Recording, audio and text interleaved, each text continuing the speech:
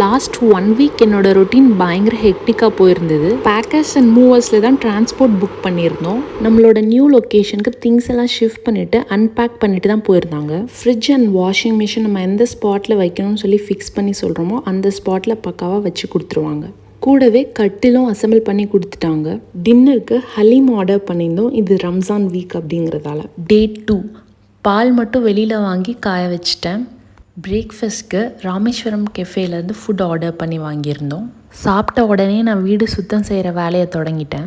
Water purifier வந்து install பண்ணாமலே இருந்தது. ஸோ இன்ஸ்டாலேஷனுக்காக ப்ளம்பரை வர சொல்லியிருந்தோம். அவர் அந்த அன்னைக்கு ஈவினிங் தான் வரேன்னு சொல்லியிருந்தார். ஸோ அது வரையும் தண்ணி இல்லாமல் இருக்க முடியாதுங்கிறதுக்காக பக்கத்தில் இருந்த கடையில் ஒரு மினரல் வாட்டர் கேன் வாங்கிட்டோம்.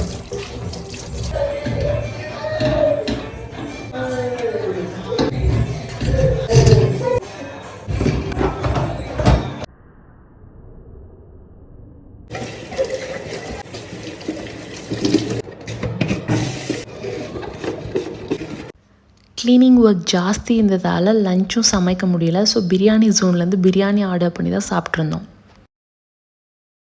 பெட்ரூம் அரேஞ்ச்மெண்ட்ஸ் அண்ட் க்ளீனிங் ஃபுல்லாக முடிச்சிட்டேன். அண்ட் கிச்சனோட ஒர்க் வந்து பார்ஷலாக முடித்து வச்சுருக்கேன்.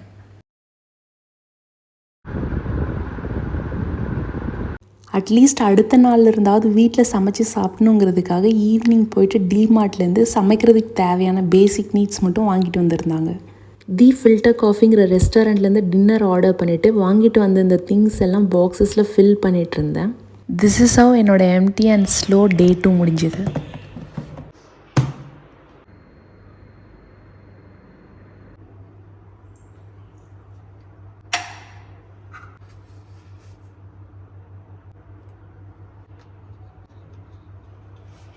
டே 3 கிச்சனில் க்ளீனிங் ஒர்க் ஜாஸ்தி இருந்ததால் நான் சமைக்கல. Again we ordered food out side.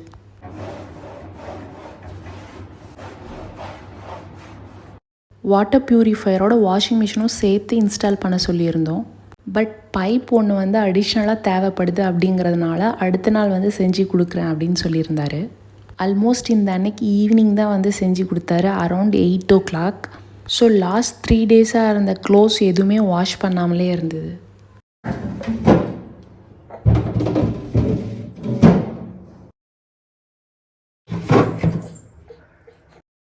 ஊர்லேருந்து வரப்போ அம்மா கொடுத்து விட்டுருந்த தக்காளி கவர்லேயே கட்டி வச்சுருந்ததால் வெதும்ப ஆரம்பிச்சிருச்சு.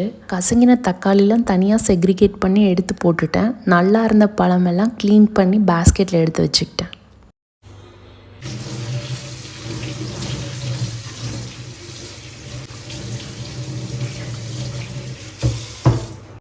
ஊர்லேருந்து தோசை மாவை எடுத்துகிட்டு வந்திருந்தேன். சக்ஸஸ்ஃபுல்லி ஆஃப்டர்நூன் வந்து நான் இட்லி வச்சுட்டு தக்காளி சட்னி வச்சுருந்தேன்.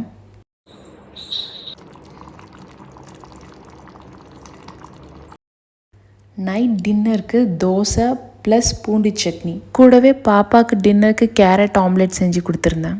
பட் டே 3 வந்து அவ்வளோ ஈஸியாக எனக்கு முடியல. க்ளீனிங் ஒர்க் இருந்தது, திங்ஸ் எல்லாம் அரேஞ்ச் பண்ணுற வேலை நிறைய இருந்தது. 2 குழந்தைங்கள ஒரு ஆளாக வச்சுக்கிட்டு நேரத்துக்கு சாப்பாடு கொடுத்துக்கிட்டோம். பாப்பா அழுதா அவங்கள தூக்கி வச்சுக்கிட்டு பேசிகிட்டு இருக்கிறதும், தம்பி அழுதா அவங்கள தட்டி கொடுத்துட்டும் கிடைக்கிற கொஞ்ச நேரத்தில் சமைக்கிறதும் க்ளீனிங் பண்ணுறதும் இருக்க திங்ஸ்லாம் ஒதுங்க வைக்கிறதும் ரொம்ப ட்ரிக்கியாகவே போயிட்டு இருந்தது. டே 4 முதல் வேலையாக காலையில் வாஷிங் மிஷினில் எல்லா டர்ட்டி க்ளோத்ஸும் எடுத்து போட்டு வாஷ் பண்ணியாச்சு. ஸ்டில் க்ளீன் பண்ண வேண்டிய திங்ஸும் இருக்குது, அன்பேக் பண்ண வேண்டிய திங்ஸும் இருக்குது. ஸோ டே 4ம் க்ளீனிங் வெசல்ஸ், சில பல அரேஞ்ச்மெண்ட்ஸ் அண்ட் குக்கிங்னு பிஸி அண்ட் ஹெக்டிக்காகவே டே போயிட்டுருந்தது. குழந்தைக்காக கொஞ்சம் டைம் ஸ்பெண்ட் பண்ணி கீழே வாக்கிங் போயிருந்தேன். அப்போ நான் சந்தித்த ஒருத்தங்க என்கிட்ட அறிமுகமாகிக்கிட்டாங்க. அவங்களோட வயசு வந்து 75. அந்த பாட்டியோட 2 பொண்ணும் யூஎஸில் செட்டில் ஆகிட்டு தான் சொல்லியிருந்தாங்க. நான் இங்கே தனியாக தான் தங்கியிருக்கேன், என்னோடய ஹஸ்பண்ட் தவறி 5 வருஷம் ஆகுது அப்படின்னு சொல்லியிருந்தாங்க. ஜூன் ஜூலையில் அவங்க பேரன் பேத்திக்கு ஹாலிடேஸுங்கிறதால இந்தியாவுக்கு அவங்கள பார்க்குறதுக்கு வரதா சொல்லியிருந்தாங்க. அவங்க இந்தியா வர அந்த வெக்கேஷன் பீரியடில் இவங்க கோயம்புத்தூரில் நானா நானி ஹோம்ஸ்க்கு ஷிஃப்ட் ஆகுறதாகவும் சொல்லியிருந்தாங்க. வாழ்க்கையோட இந்த கடைசி காலகட்டத்தில் தனிமையை ஏற்றுக்கிட்டு அமைதியாக இந்த நாட்களை கடத்திக்கிட்டு இருக்கிறதா சொல்லியிருந்தாங்க.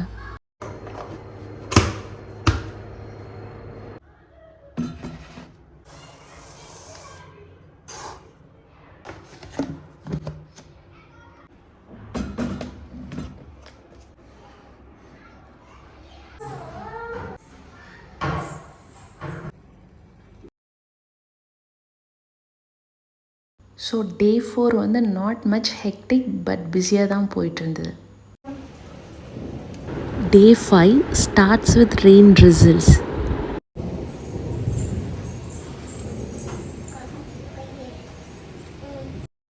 இந்த நாள் எனக்கு சுத்தமாக ஓய்வே இல்லாமல் ஓடிக்கிட்டே இருந்தது. இன்றைக்கி பிரேக்ஃபாஸ்ட்க்கு பீக்கங்காய் கூட்டு செஞ்சுருந்தேன். அண்ட் எம்டி ஸ்டொமக்கில் இன்றைக்கி எல்லோரும் பப்பாயா எடுத்துக்கிட்டோம்.